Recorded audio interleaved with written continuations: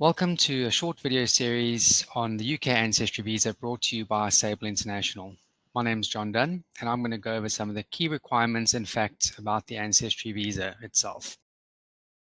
Some of the key requirements for the Ancestry Visa are your age. You must be a minimum of 17 years old when you apply, and there is no upper limit on applicants. We have had applicants over 88 successfully apply for the Ancestry Visa. The other requirement is your nationality. You must hold a valid Commonwealth passport, and that includes South Africa, Australia, New Zealand, and Canada. In some instances, like a person born in the US who has dual nationality and carries a South African passport, they can apply for the Ancestry Visa as well. The main requirement is that you have at least one grandparent, biological or adoptive, that is born in the UK, which includes Northern Ireland, Isle of Man, and the Channel Islands. On the financial side of the requirement, you must show that you have some funds to support yourself initially when you go on the visa. This should be held roughly the equivalent of £1,500. This can be held in any currency in any bank account, just as long as it adds up to that amount.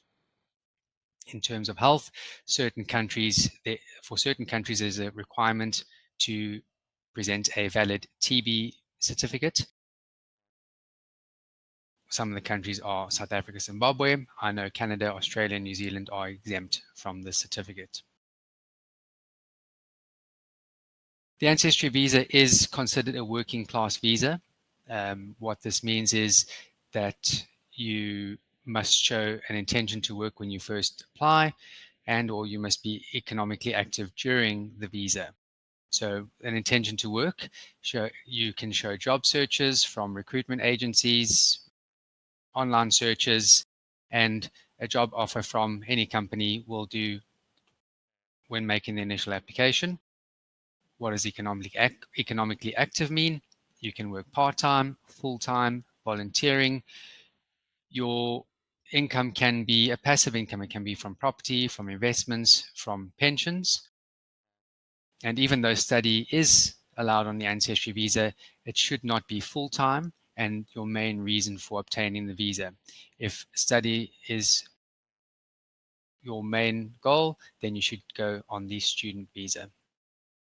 Moving on to fees for the Ancestry Visa, you generally have government fees, which cover the application itself, immigration health surcharge, which is a requirement for most visa categories, which is a NHS contribution for 5 years and it's prepaid at the beginning of your visa. There will, of course, also be a Sable application fee if you use our services to assist you in applying for the visa.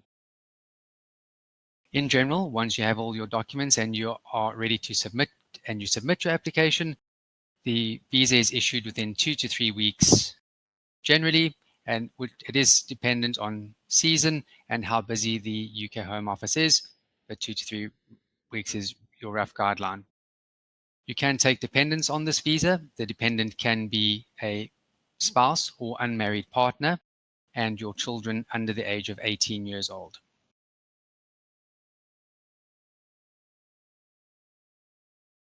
Once you have been in the UK on your Ancestry Visa and you get to the end of the 5 years, you can apply for indefinite leave to remain. You must show that you have been economically active, as I have mentioned before, and then of course you must meet the residency requirements, which is staying in the UK for more than 183 days of any year of your 5 years, and that is it's not a calendar year, it's from the start of a visa till the end of your visa. If you don't meet one or more of these requirements when you want to apply for ILR, there is an option for you to extend your Ancestry Visa, which essentially is applying for a new Ancestry Visa, which will be issued for another 5 years. And you will, of course, have to pay the government fees, the immigration health surcharge again.